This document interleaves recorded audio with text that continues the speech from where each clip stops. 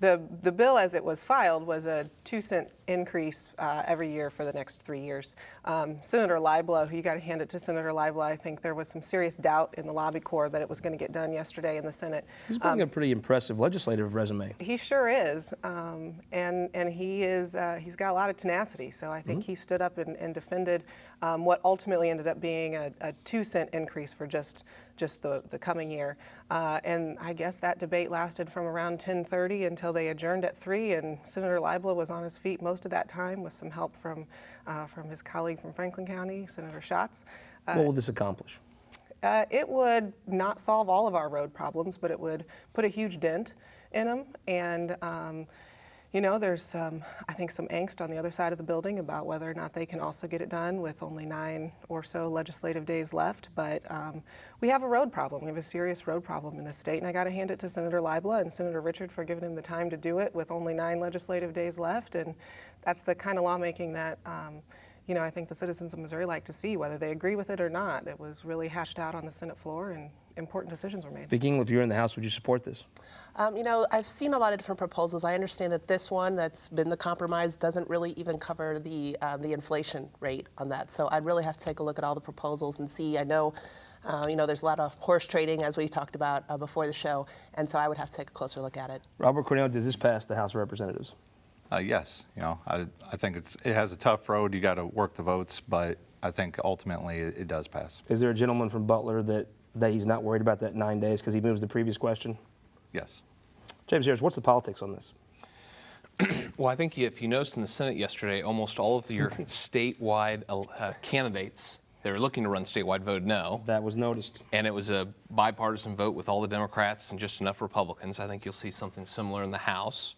I think everyone's cognizant, as Kate said, that we have a problem, and we do have one of the largest state-maintained road systems in the country. If we don't increase some of our funds, we lose federal matching funds. So it's one of those practical things. State government has to build roads and fund roads. So I think how's that different from Medicaid, though? Are we losing money on Medicaid if we don't expand Medicaid? I think Medicaid's more of an ideological issue, where transportation, you have a lot of Republicans that support it. So I think that's the main difference. Senator Liblow, he's building a resume of stopping legislation and now passing legislation that's pretty impressive. He is, and he was a businessman before, and you can tell he gets to the bottom of problems. He's not here in Jefferson City to just be there. He wants to get some stuff done. You're seeing it. A lot of times, though, when those guys get elected with no legislative experience, no political experience, they don't take to it like he has. He's taken to it with a very pragmatic approach that's actually working. That's been an interesting twist on his career. You've seen some that have become frustrated and, you know, kind of angry the last year or two in the legislature, but he's been doing a great job getting to know people, reaching across the aisles, trying to figure solutions out. Katie, this week was a big week for education. Ball moved further down the road. We could not have you on and not ask you, what's the status of that, and does a bill reach the governor's desk that he'll sign? So the conference committee finished up their work this week. I think, you know, after probably 10 hours, a conference committee was unusual in that they really made all their decisions in public. There was no private conference committee meeting. You're out to hand it to Representative Wood. He really, as he likes to say, herded cats and kept the frogs in the wheelbarrow all at the same time. You know, whether the governor signs it, if somebody tells you they know what he's going to do. Well, he said he was going to come and communicate with the legislature more, right? I was there in the room. Yeah, and you know, he has. To his credit, he has communicated with Senate leadership in particular on this issue, stayed in contact with them through his staff, and so I'm hopeful that he will.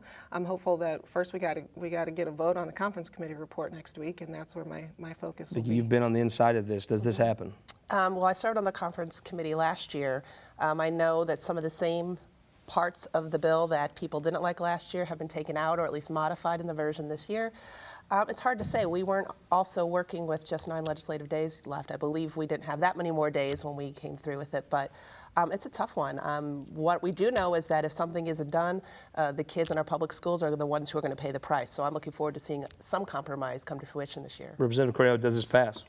I believe so. I think everybody's goal is to get kids the best education they can, as closest to home, and I think we'll do something. Are you going to have to get a new chair in your office from the governor wearing it out, communicating with you like you said he was? I'm not big in the education issue, so he hasn't come and talked with me about it, but on some other issues that are pretty big this session, he has his office has come and talked. So to his credit, he has been engaging more this year.